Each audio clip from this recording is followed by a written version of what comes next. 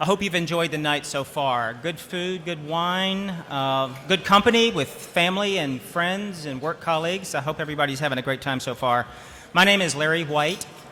I am a board member of FIAZI, and I'm also the chair of the Hall of Fame committee this year. And wow, we have a great crowd tonight, and I'm really excited about that. And I want to thank all of you for coming out. We have a wonderful evening planned for you with 3 outstanding fixed income professionals being inducted into the FIAZI Hall of Fame. Mac McCown, Mary Miller, and Mark Shankman. If you can give...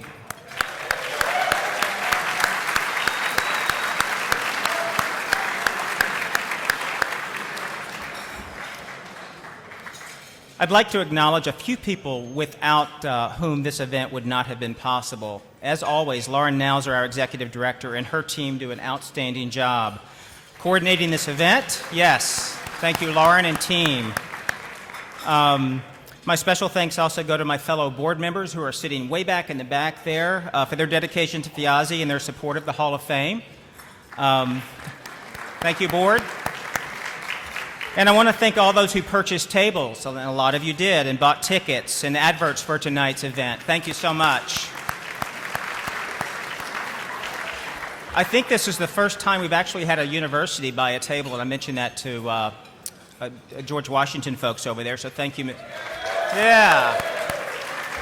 We have a lot of UConn people and some others here, too, so thank you for coming out. I'd also like to thank the corporate members that we have at FIAZI: Fitch, Kroll, Moody's, S&P Global, and DBRS. You don't have to clap for the rating agencies. That's fine. No, that's all right. I work for DBRS, so I can say that. A little background for those of you who might not be as familiar with FIAZI and the Hall of Fame. And I'm going to keep this short, but I want to share this with you because some of you don't know much about FIAZI. In 1995, FIAZI established a Hall of Fame to recognize the lifelong achievements of outstanding practitioners in the advancement of the analysis of fixed income securities and portfolios. Inductees have made major contributions in fixed income analysis in either the academic or business-related world and are recognized by their peers as outstanding performers over many years. Over the past 23 years, 49 inductees have joined the FIAZI Hall of Fame. So Mac, Mary, and Mark will become the 50, 51st, and 52nd in the Hall. And we think FIAZI gets stronger each year because of the exceptional Hall of Famers that continue to be included. So we're happy about that. So before moving on to this year's inductees, I want to acknowledge the preceding Hall of Famers, many of whom are with us tonight, at this table here and spread around. May I ask those of you who are currently in the Hall of Fame to please stand so we can acknowledge you?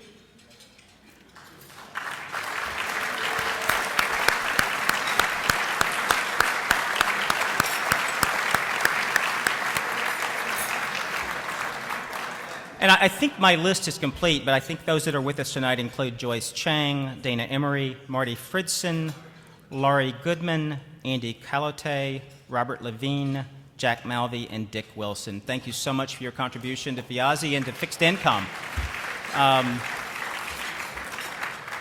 Now, I know we have some outstanding inductees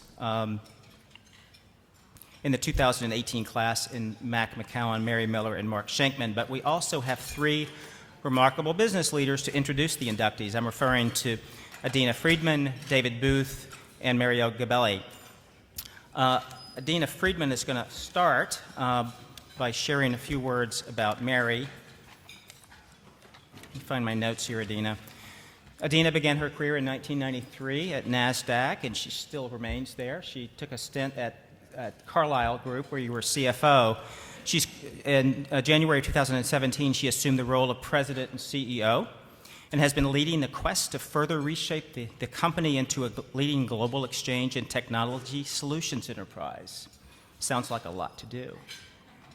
Like Mary, Adina hails from Baltimore, and her father was chief investment officer of T. Rowe Price, where Mary spent much of her career. Miss Adina Friedman.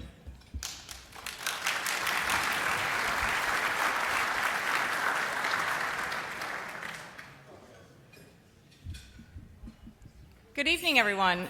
Well, it is my great pleasure and distinct honor to introduce our first inductee to the Fixed Income Analyst Society Hall of Fame, Mary Miller. When I reviewed the criteria for the Hall of Fame, I noted that membership is designed to recognize an individual's lifetime achievement. The scope of Mary's contributions to both investment management and to public service is exemplary and highlights how one person can make an enormous difference to the lives of many. Mary has spent essentially her entire world her entire career in the world of fixed income. She spent much of her career at T. Rowe Price in fixed income investing before accepting an important public service role in 2010 at the United States Treasury Department, where she served as Assistant Secretary for Financial Markets and then the Undersecretary for Domestic Finance. She joined Treasury right as the cleanup from the credit crisis began, and her deep knowledge of rates and credit made her invaluable to the government as they pieced the economy back together. When Mary first joined Treasury as Assistant Secretary, she was responsible for conducting Treasury auctions and monitoring all of the financial markets for the Treasury Secretary. As Undersecretary, Mary was responsible for recovery from the financial crisis and the implementation of Dodd-Frank reforms, as well as the Treasury debt management and fiscal operations. The fact that we have an operating financial system today is due in part to the work that Mary did during these difficult years. I should mention that the Undersecretary for Domestic Finance is one of the senior-most positions in the Treasury Department, and Mary was the first woman ever to serve in that role. We can certainly add pioneer to Mary's many achievements. Upon retiring from the Treasury Department in 2014, she received the Alexander Hamilton Award for Distinguished Service. As I mentioned earlier, before entering public sector, Mary had a distinguished 26-year career at T. Rowe Price, where she served as the director of the Fixed Income Division from 2004 to 2009. And she also served on the firm's Management Committee, Asset Allocation Committee, and as a trustee to the T. Rowe Price Foundation. It is through her time at T. Rowe Price that we have a personal connection. She served in the role as head of fixed income investing during the last several years of my father's tenure as the chief investment officer there at T. Rowe. He told me about this amazing woman who was navigating the firm's debt investment strategy extremely well, going from the frothy credit markets to the depths of the credit crisis. T. Rowe Price is well known for taking the long view and avoiding the bubbles, and she did a tremendous job of helping the firm live up to that reputation during that period. Her unassuming manner and her measured approach within the firm were her hallmarks and what made her so effective in investment management. And she greatly advanced T. Rowe's debt investment business during her tenure. Looking back further in time, Mary's education took her from an undergraduate degree at Cornell to a master's at UNC in Chapel Hill. Mary's a CFA, and today she serves on the boards of Silicon Valley Bank Group and the Jeffrey Company. And she is also currently a trustee of both Cornell and the Urban Institute, and is a senior fellow at the Johns Hopkins 21st Century Initiative. So please join me in congratulating Mary Miller on her well-deserved induction into the Fixed Income Analyst Society Hall of Fame.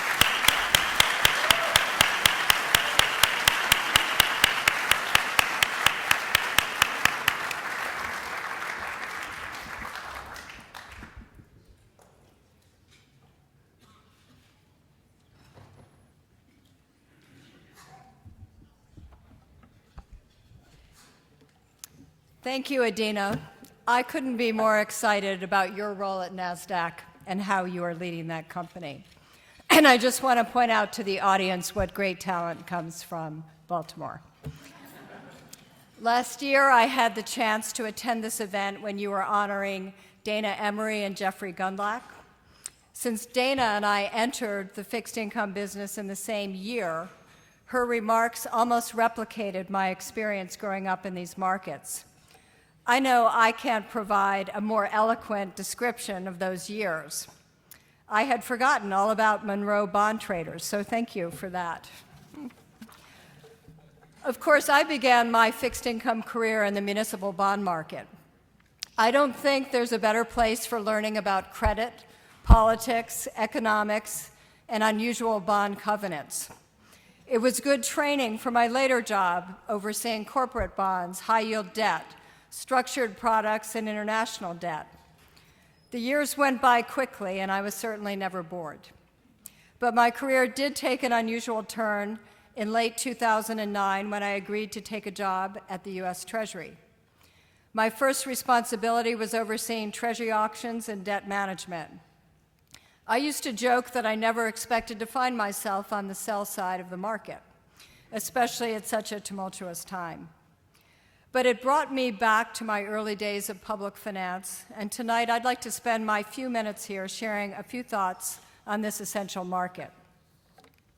The nearly 5 years that I spent at Treasury were defined by extraordinary levels of borrowing, a surge in international ownership of treasuries, battles with Congress over the debt limit, and constant worries about the economy and growth. But somehow we got through it, and the Treasury market survived. I think the reason for that is the durable model for this global benchmark, refined over 2 centuries since Alexander Hamilton first wrote about the purpose of the public debt. By the way, I have to give a shout out to my favorite modern-day historian of this market, Ken Garbade at the New York Fed, who has faithfully recorded the evolution of the Treasury market as we know it today. So what makes this market work so well? First, we let the market decide. While Treasury offers the dollar amount and term, the market sets the price and yield. While this seems obvious to us, it's not the case in many other countries where the yield is set in advance, and sometimes the market doesn't want those terms. It is the reason we are able to always raise the funds we need to finance the government. Second, no surprises. I don't know how many times I repeated the phrase regular and predictable in public remarks describing the Treasury market, but the mantra reflects the high level of communication that supports this market with regular announcements of auction terms.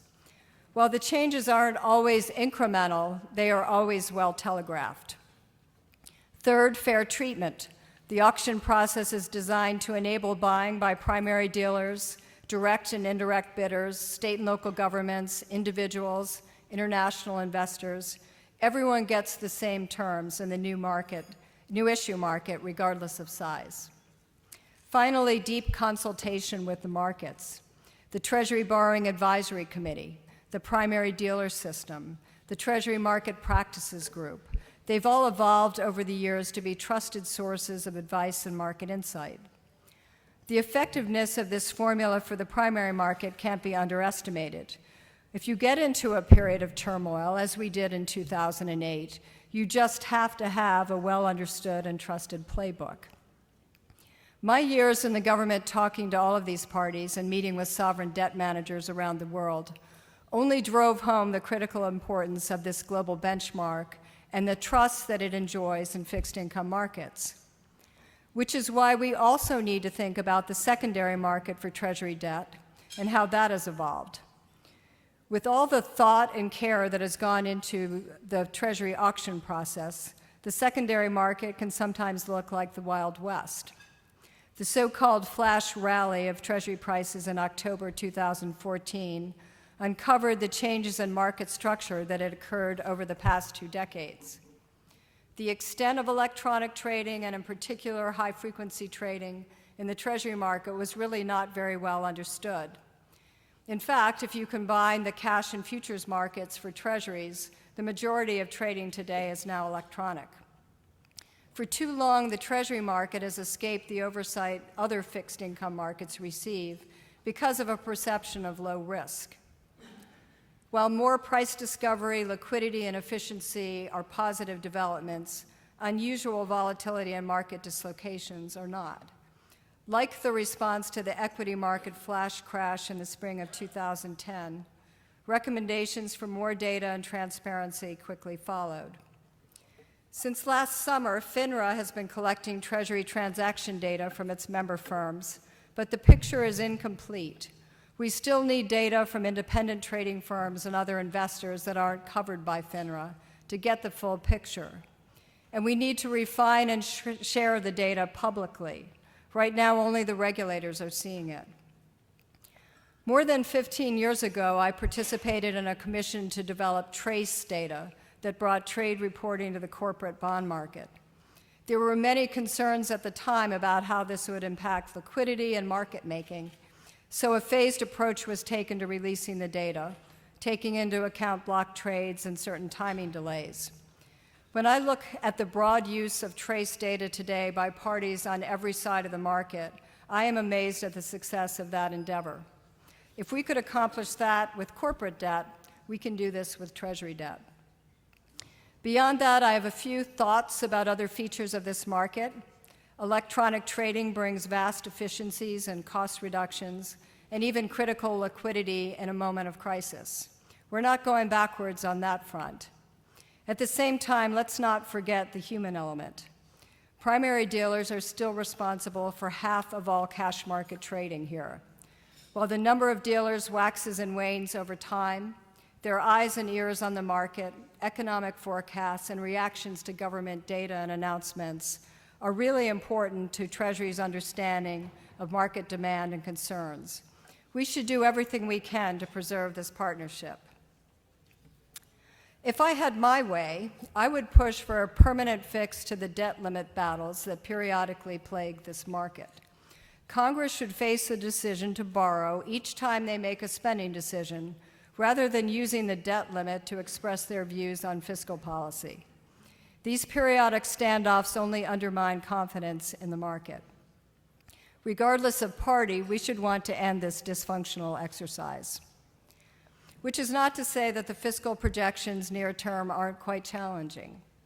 Broadly speaking, the near-term deficit projections, combined with the Federal Reserve's balance sheet reduction and the news that the Social Security Trust Fund will be drawing down its Treasury holdings, means the size of public auctions are growing again. That is the supply side.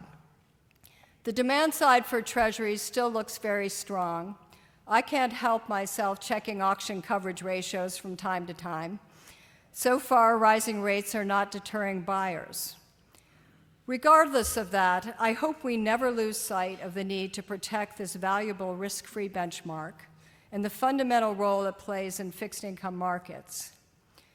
So in closing, I would invoke the motto of a great Baltimore company, Under Armour, which is protect this house. We can't afford to do otherwise. Thank you very much, and I certainly hope that your next speaker is more entertaining.